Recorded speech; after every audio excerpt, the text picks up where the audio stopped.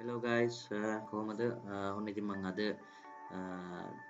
Demo එකක් කරන්න හදන්නේ අපේ POS system එක නැත්නම් අපේ ජෙට් ලංකා POS system එක ගැන. ඉතින් මේකෙදි ඔයාලට බලා ගන්න පුළුවන් dashboard එකක් තියෙනවා. මේක ඇත්තටම cloud based POS system එකක්, right? අපිට ඉන්ටර්නෙට් කියන එක අවශ්‍යයි මේක ඔපරේට් කරන්න. එතකොට මේකෙදි front end එකක් තියෙනවා. ඒ කියන්නේ website එකක් තියෙනවා, mobile app තියෙනවා. කාට ඔයාලා customers ට online වුණත් order කරන්න පුළුවන්. right? ඊට අමතරව මම අද මේ පෙන්වන්න යන්නේ සාමාන්‍යයෙන් back end එකේ නැත්නම් කොහොමද මේ admin පෝටල් එකෙන් ඔයාලගේ ඔපරේෂන් එක කරගන්නේ කියලා. ඒතකොට admin පෝටල් එකේ dashboard එක දිහා බලුවාන් පස්සේ අපිට පේනවා සාමාන්‍යයෙන් ඔයාලගේ daily weekly monthly yearly කියන time period එකට ඔයාලගේ sales count එක නැත්නම් profit and loss profit එක ඒ වගේ sales තියෙන summary එකක් තමයි ගන්න පුළුවන්. හරි. ඉතින් මම අද ඔයාලට කියලා දෙන්න කොහොමද මේකට product එකක් add කරන්න කියන්නේ add කරන්න කියලා එක. හරි. ඒ සාමාන්‍ය මෙතන තියෙනවා අපේ product කියලා category section එකක්. ඒ section එකේ යටතේ categories sub categories තමයි product barcode right. ඒ වගේ options ටිකක් තියෙනවා. right. ඉතින් මේකදී අපි ඇත්තටම product එකක් add කරන්න කලින් අපේ product categories නැත්නම් sub categories ටික add කරගත යුතුයි මුලින්ම. ඉතින් category එකක් විදිහට ඔයාලගේ main categories තියෙනවා. ඒකට හදාගන්න පුළුවන්. මේක තමයි front end එකට අපිට ඇත්තටම display වෙන්නේ website එකේ. right. ඉතින් ඒක යටතේ අපි sub categories විදිහට අපි තුමුණ හරි beverage වර්ග, tea වර්ග, ඊටමද curries වර්ග, right. restaurant application එක නිසා restaurant POS system එක තමයි restaurant වලට අදාළ වන product තමයි ඔයාලා පෙන්නන්නේ. right. ඉතින් ඒ වගේ sub categories අපිට create කරගන්න අවශ්‍ය කරනවා.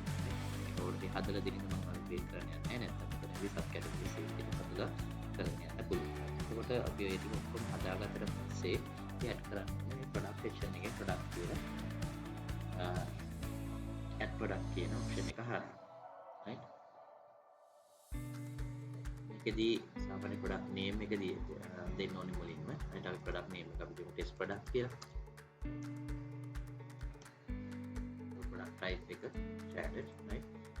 මෙතන barcode type එක අපේ තියෙන්නේ code 128 ඒ කියන්නේ barcode එකේ numbers 8ක් තමයි තියෙන්නේ. මේක scan කරලා ගන්නවා නම් photo ගන්නවා. දැන් ඉතින් manually පෙන්නන්න සාමාන්‍යයෙන් numbers 8ක් right අවශ්‍ය කරන්නේ.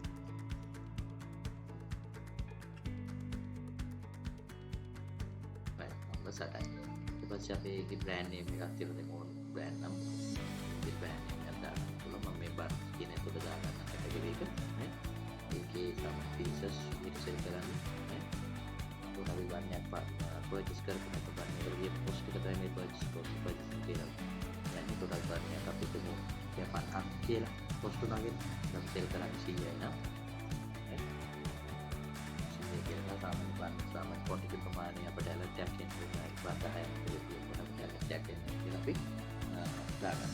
ඒතර මෙතනදී මේ section එකෙන් තමයි මේ image එකක් add කරන්න කියලා. මේක image එකක් add කරන එකෙන් තමයි අපිට බලා ගන්න පුළුවන් වෙන්නේ product එක display වෙන්නේ website එකේ right.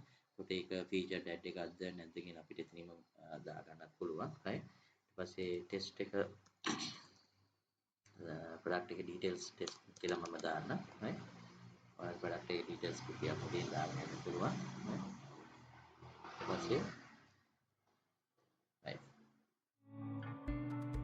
ඉතින් submit කරලා පස්සේ product එක add වෙනවා. මේ අපි add කරු product එකේ. ඒකට ඒකෙදි quantity ප්‍රමාණය තාම අපි add කරලා නැහැ. right. ඒකට barcode එක ඊට පස්සේ brand name එක මොකක්ද තියෙනවා නම් ඊට පස්සේ category එක මොකක්ද දාලා දෙන ඉතින් විස්තර ටික තියෙන එක ඕන නම් අපිට අවශ්‍ය නම් edit view කරලා බලලා edit කරන්නත් පුළුවන්. right. ඊට පස්සේ අපි යනවා මේකට quantity එකක් add කරන්න කොහොමද කියන එක බලන්න. right. මේ purchasing කියන එක ඇතුලේ add quantity කියලා section එකක් තියෙනවා.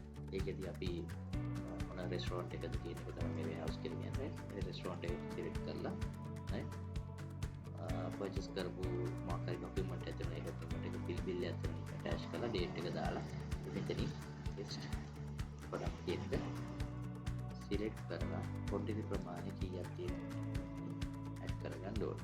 right. ඒ අතරතුර ඔයාලට මොකක් හරි expenses මෙතනින් ගියා නම් අපි හිතමු shipping delivery cost එකක් හරි නැත්නම් හරි cost එකක් යන ඒ cost එක මෙතනින් add කරන්න පුළුවන්. ඒක cost එක බලා ගන්න පුළුවන්. ඒක P&L right. profit and loss එක හරියට calculate කරන්න පුළුවන්.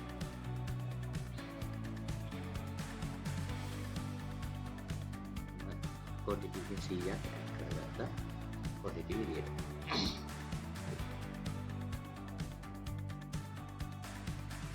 මේ දැන් add කරපු quantity 100 තමයි මේ තියෙන්නේ.